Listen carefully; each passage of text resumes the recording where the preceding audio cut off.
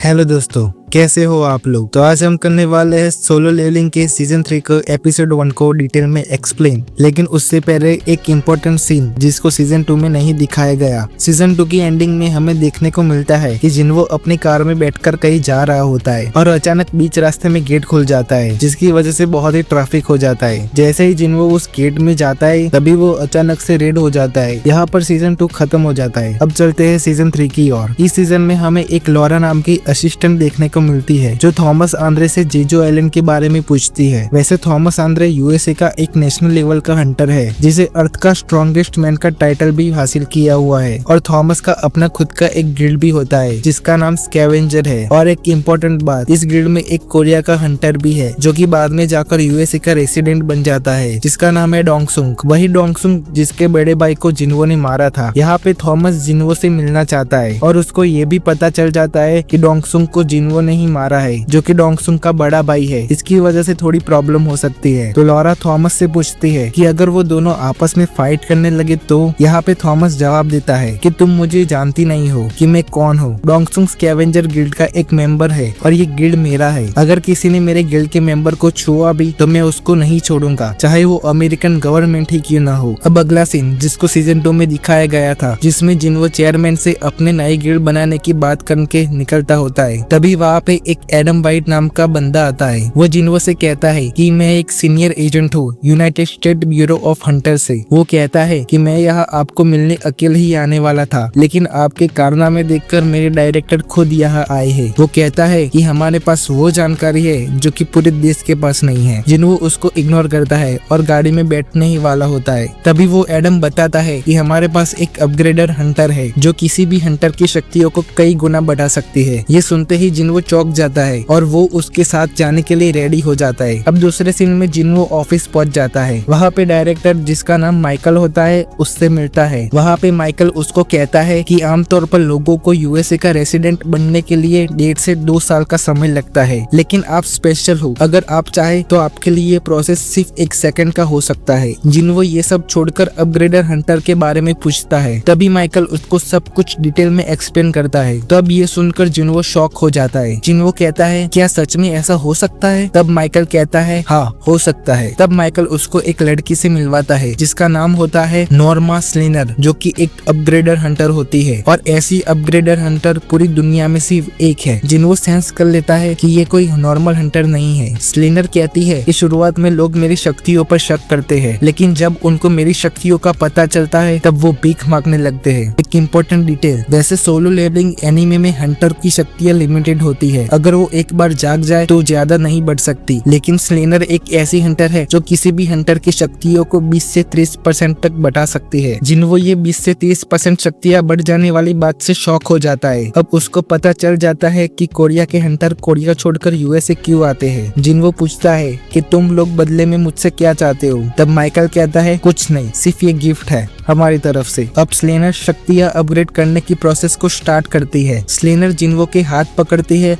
और जिन्वो के अंदर दिखने लगती है। तभी जिन्वो के अंदर से 2 बड़ी चमकती आंखें स्लेनर की ओर घूर रही होती है। ये देखकर स्लेनर बिल्कुल ही डर जाती है और ये डर के मारे कांपने लगती है। माइकल उसको पूछता है क्या हुआ, लेकिन स्लेनर डर के मारे कुछ नहीं बोल पाती। माइकल कहता है कि अब ये प्रोसेस हम बाद में करेंगे। अब सब चले जाने के बाद स्लेनर माइकल को बताती है कि ये एक राजा है। तब माइकल शॉक होकर पूछता है कि क्या एक नेशनल लेवल हंटर है। तो स्लेनर बताती है वो तो पता नहीं, पर ये सच है कि वो एक राजा है और इसकी पावर लिमिटलेस है। अब अगले सीन में जिन्वो गाड़ी लेकर जाता है और बीच में अचानक एक गेट ओपन हो जाता है और यहाँ पर सीजन 2 की एंडिंग होती है। अब अगले सीन में जिन्वो गेट के अंदर जाता है। गेट में जाकर ही वहाँ पर वो बड़ी आसानी से सभी दानवों को अपनी शैडो आर्मी की हेल्प से मार देता है। तभी डंजन में से डंजन का लीडर आता है और लीडर कहता है कि तुमने कई लड़ाइयाँ लड़ी होगी, लेकिन ये तुम्हारी आखिरी लड़ाई होगी। जिन्वो कहता है कि तुम बहुत ही फनी हो और उसके साथ ही अपनी आर्मी को कहता है सब एक साथ शुरू हो जाओ। जिन्हों ने थोड़ी ही देर में डंजन के लीडर को हरा दिया। हालांकि ये लड़ाई एक तरफा थी। जिन्हों लीडर से एक सवाल पूछता है और कहता है कि इसका जवाब दे दिया तो मैं तुम्हें आसान मौत दूंगा। जिन्हों पूछता है कि ये सिस्टम कौन कंट्रोल करता है। तभी हर बार की तरह इस बार भी सिस्टम बीच में इंटरफेरेंस करती है और जिन्हों को इस बार भी सिस्टम के बारे में पता नहीं चल पाता। जिन्हों सोचता है कि कोई बात नहीं, वैसे भी मुझे थोड़े टाइम के बाद सब कुछ पता चलने ही वाला है। तभी वो अपने पास रखी एक चाबी को निकालता है और ये चाबी और किसी की नहीं बल्कि कार्टिनन टेम्पल की थी।